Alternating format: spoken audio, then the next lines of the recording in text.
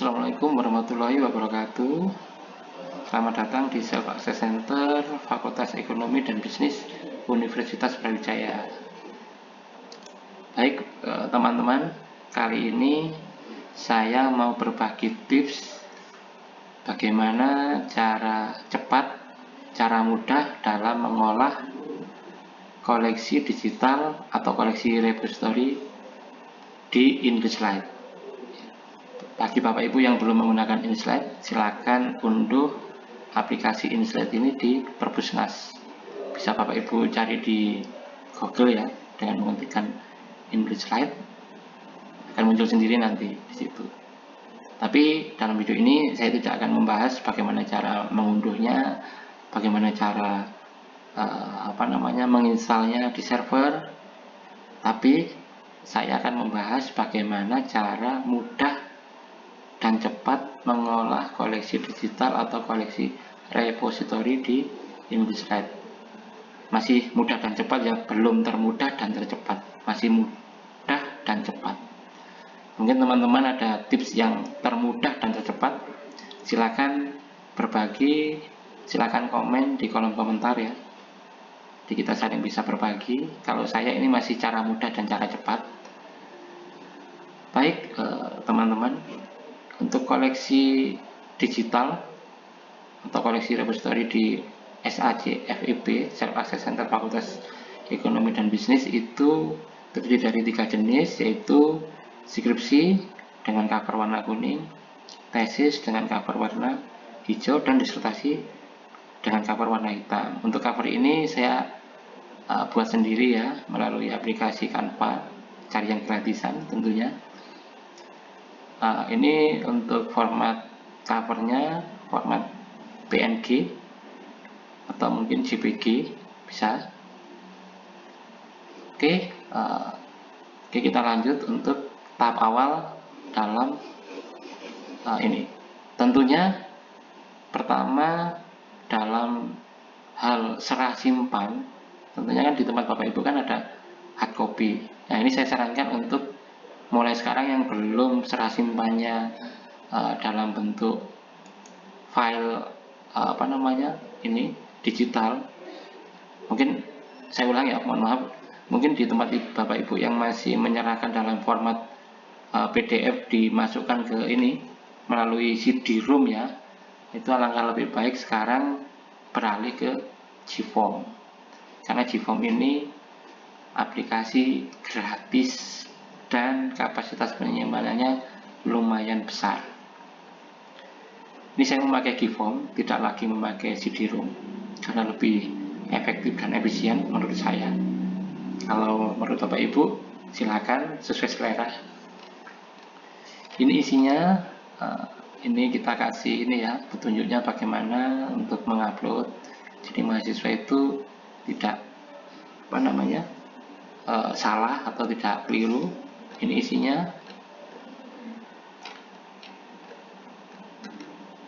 Nah, ini untuk isi-isi ini ya sesuai dengan selera Bapak Ibu, tidak harus seperti ini. Ini yang saya buat seperti ini. Nah, ini juga ada surat pernyataan publikasi karya ilmiah. Ini saya bikin seperti ini karena apa? Secara tidak langsung saya memohon izin ke penulis bahwa karya ilmiahnya boleh atau tidak kita publikasikan. Kalau dia setuju, berarti kita atau penulis mengizinkan untuk kita mempublikasikan. Kalau tidak setuju, ya kita tidak publikasikan. Cuman boleh Bapak Ibu menambahi, tidak setujunya alasannya apa, atau mungkin setuju ada tambahan catatan, mungkin yang disetujui yang bisa dipublish hanya abstrak, silakan. Atau mungkin hanya bab 1, ya silakan. Ini tergantung selera dan kebijakan masing-masing. Seperti itu. Baik, ini sudah GFOAM. GFOAM ini saya buat yang kedua ya. Yang pertama karena penyimpanannya sudah penuh, makanya saya buat lagi. Isinya ada di 707 file. Seperti ini. Isinya apa saja? Namanya tadi kan saya sarankan pakai ini, enaknya kan gini, mahasiswa bisa ngisi sendiri namanya, judulnya, mungkin dosen pembimbing, penguji, promotor ataupun co-promotor, itu bisa mengisi sendiri. Kita tidak repot-repot mengetik satu persatu ya. Kalau masih manual, katakanlah masih memakai CD-ROM, itu tetap kita ngentri satu-satu, kecuali ada modifikasi ngentri untuk data-data mahasiswa, nama mahasiswa, judul, pembimbing, penguji, promotor, co-promotor itu melalui GIFORM dan filenya diserahkan melalui PDF, lain ceritanya. Tapi lebih efisiensinya jadikan satu di sini saja, karena di sini juga bisa menyimpan, di GIFORM ini bisa menyimpan format file dengan berbagai macam file ya, ada PDF, video, gambar, seperti itu. Lebih mudah menurut saya. Nah, hasilnya ini masih seperti ini kalau di GIFORM. Kita bisa mengekspor ke Excel. Berhubung saya sudah melakukan 703 judul ini, sudah saya ekspor ke Excel, hasilnya seperti ini. Nah, ini kan ada penguji, pembimbing 2, S2 dan S3 itu mesti ada 2. Sesuai dengan di tempat Bapak Ibu, sesuaikan aja, tidak ada seperti ini, mungkin ada 3, ada 4, silahkan. Penguji juga gitu, ada penguji 1, 2, 3 atau mungkin lebih dari ini, silahkan disesuaikan aja dengan di tempat Bapak Ibu bekerja. Baik, kalau di tempat saya memang sesuai dengan perkembangan hanya seperti ini. Mungkin nantinya nggak tahu akan menambah lagi ya, kita tinggal nambah kolomnya saja, lebih mudah kalau di GIFORM. Nah, seperti ini. Baik, ini akan saya contohkan bagaimana cara cepatnya. Hasil Excel ini dari GIFORM sudah kita unduh. Kita unduh, hasilnya seperti ini. Dengan catatan, tabel ini kan belum tentu sama dengan template yang disediakan oleh InDesign. Makanya kita unduh templatenya di InDesign. Saya juga sudah mengunduh. Oke, kita tidak membahas itu, nanti akan saya bahas lain waktu. Jadi dari proses mengunduhnya, menyesuaikan templatenya, nanti akan saya bahas di video berikutnya. Baik, kalau sudah sesuai, kita tinggal ini, upload file. Dan saya juga sudah melakukan. Jadi nanti, tadi saya sampaikan akan saya bahas di video berikutnya bagaimana cara mengunduh, cara mengimport atau ini ya, upload ini, mengimport di InDesign dari file Excel ke InDesign. Baik, berhubung sudah saya lakukan semua, kita tinggal melihat hasilnya di sini, katalog.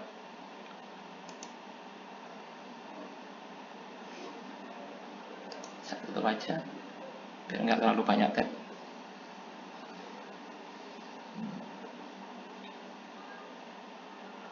Mohon maaf, ini lemot ini internetnya karena saya pakai wifi kantor dan saat ini banyak yang menggunakan, agak lemot. Nah, ini namanya data koleksi digital atau repository itu kan tidak hanya katalog saja, tapi beserta dengan konten digitalnya. Berhubung katalognya sudah kita lakukan entry dengan import Excel tadi, kan lebih cepat. Ada 703 itu saya mencoba itu tidak tidak lama, hanya butuh waktu sekitar 5 menit tadi saya coba 703 judul koleksi karya ilmiah itu saya import ke sini, ke InDesign ini hanya 5 menit.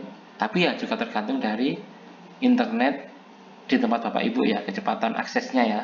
Kecepatan aksesnya bagaimana? Kalau memang lemot ya lama. Ini berhubung di tempat saya tadi pas lumayan cepat ya, cepat, tidak sampai 5 menit sudah selesai. 703 sudah terentry di InDesign. Cepat kan? Tidak ada 5 menit. Dan kita tidak repot-repot mengetik satu persatu. Kenapa? Sudah diketikkan mahasiswa yang ngupload ini. Ada nama, penulis, judul. Nah, tidak repot lagi kan? Kita tinggal mengekspor ke Excel. Excel kita import di Enrich slide, hasilnya seperti ini. Nah, tinggal kita menambahkan cover dan konten digital. Karena apa? Di template-nya Enrich ini tidak tersedia cover dan konten digitalnya, jadi kita menambahkan sendiri. Tinggal menambahkan 2 poin tadi ya, cover dan konten digital. Tapi untuk cover ini ya opsional, tergantung selera, atau mungkin Bapak Ibu tidak harus ada covernya, ya silahkan. Tapi kalau saya untuk menandai, untuk mempermudah di pencarian nantinya, oh ini membedakan skripsi, tesis, disertasi, itu saya beri cover. Cover saya sesuaikan dengan hard copy karya ilmiah di Fakultas Ekonomi dan Bisnis, seperti itu. Baik, ini kan sudah kan hasilnya. Ini banyak sekali nih, ada sekitar, tadi sudah saya upload 703, kemarin sekitar hampir 1000, tapi masih banyak yang belum saya ini koreksi atau edit untuk menambahkan cover dan konten digitalnya. Baik, kita coba langsung ya, karena sudah terentry ini, kita tinggal ini mencari aja, lebih mudah. Ini yang sudah saya ini kan sudah terentry semua. Nah, kita contoh yang mana, ini aja, miliknya Muhammad Farul. Baik, kita buka aja file PDF-nya di Excel-nya Google Form. Nah, ini skripsi. Oke, ini jenisnya skripsi yang kita cobakan ya. Nah, ini yang saya sampaikan tadi, berhubung saya sudah memodifikasi ISBN dan isinya saya ganti NIM. Nah, pencariannya saya dengan NIM. Baik, ini kita coba dengan ISBN yang sudah saya modifikasi ganti NIM. Baik, oke, kita cari.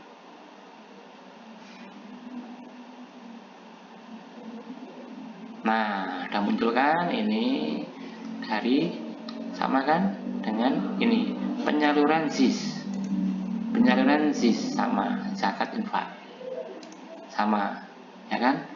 Oke, kita lanjut, kita koreksi. Nah, ini biar saya mudah, ini saya buka ini ya. Kenapa ini harus tetap di daftar katalog ini tampilannya untuk mempercepat pekerjaan, ini tetap seperti ini untuk ketimbang nanti kita back terus ya, lebih baik seperti ini. Kita cari di sini akan muncul seperti ini, klik kanan dan kita koreksi. Baik, ini skripsi. Cover tadi kan skripsi, kita cari file name-nya, file name penyimpanannya di folder skripsi ya. Kalau saya foldernya covernya file name-nya skripsi, untuk covernya skripsi ya namanya skripsi. Untuk tesis ya tesis, disertasi. Baik, kita tinggal unggah. Nah, satu pekerjaan untuk upload cover sudah selesai. Berapa detik tadi cuman, tapi ini tergantung ya kecepatan internet di tempat bapak ibu bekerja atau di rumah, terserah dimanapun, tergantung kecepatan akses internetnya. Tinggal kita mengupload konten digitalnya. Kita unduh dulu untuk ini sudah kita unduh tadi, kita buka, tinggal kita unduh. Mohon maaf ya, sudah kita buka, tinggal kita unduh aja.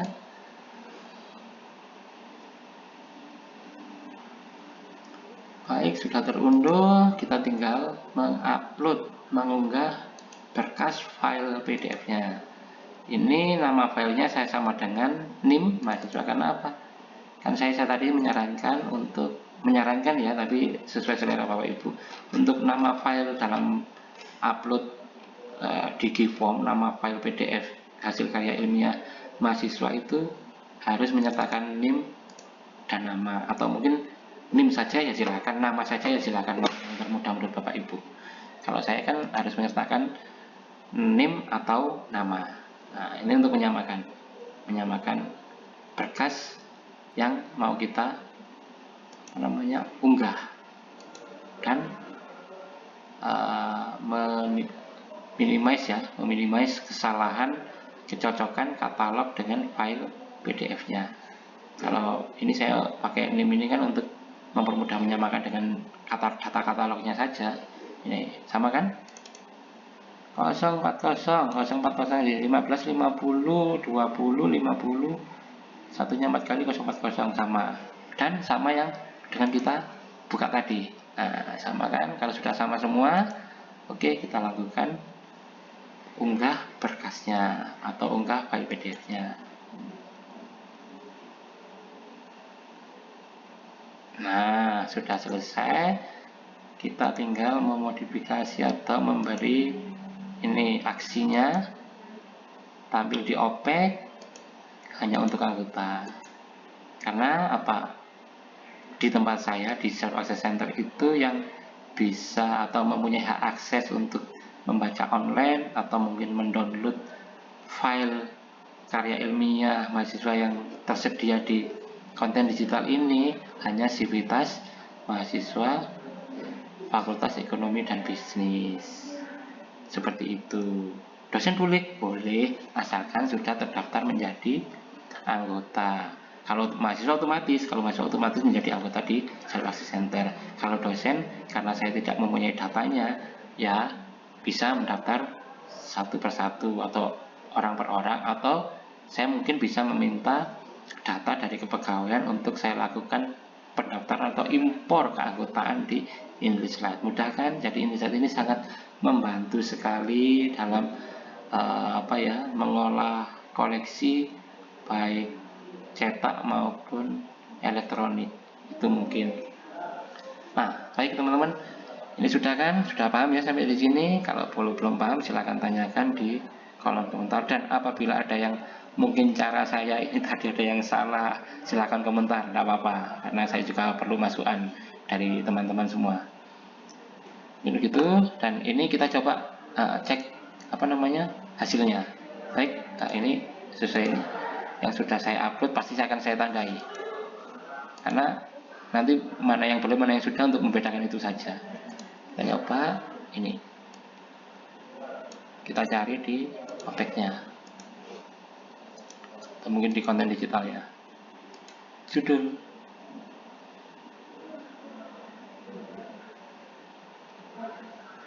Nah ini teman-teman, sudah hasilnya, ada covernya, ada judul lengkap, ini ada konten digitalnya, formatnya PDF.